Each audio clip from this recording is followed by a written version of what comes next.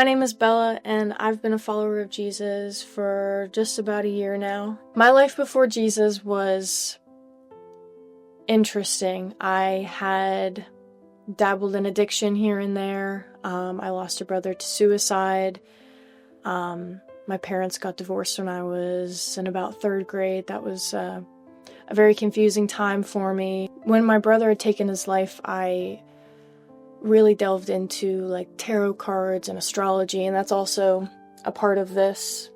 And I thought I was getting all my answers through there, and there were times where I felt like I was getting a lot of mixed signals and feelings, and I really feel like that was God trying to intervene, trying to lead me in his direction, down the narrow path, not the broad way, as Pastor Mike says. I made the decision to follow Jesus after somebody in my life had approached me and said, Bella, look, I know you're not a Christian, I know you don't read the Bible, but given how much you pay attention to world matters and politics and everything and your own life, just read through these verses and tell me that they don't align really, really prevalently. I was like, wow, well, I feel really bad for criticizing people who follow Jesus because I just didn't understand it. I didn't care to look into it, and I wouldn't want somebody to do that to me. The first church that I ever went to was last December. It was an Eastern Orthodox church, and then I went to another church that was a non-denominational church, and it was actually there where I decided to give my life over to Jesus. They had asked everybody at the end of the service, if there's anybody who has yet to do it, raise your hand, come to the front.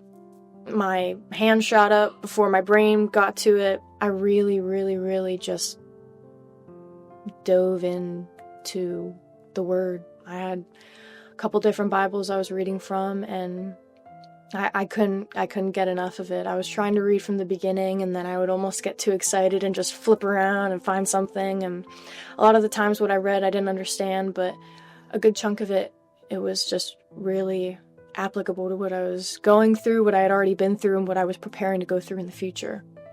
Since becoming a follower of Jesus, my life has been lighter. I've been exceptionally convicted. I have been just over 2 weeks clean and sober of marijuana. It was really difficult. I had ups and downs with it, times of wanting to quit and times of just giving in.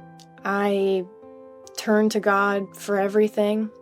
He's removing what wasn't benefiting me or helping me grow in my faith. And I can only thank Jesus. I know I wouldn't have been able to do it alone, and I know that Jesus put my family more prominently in my life for a reason.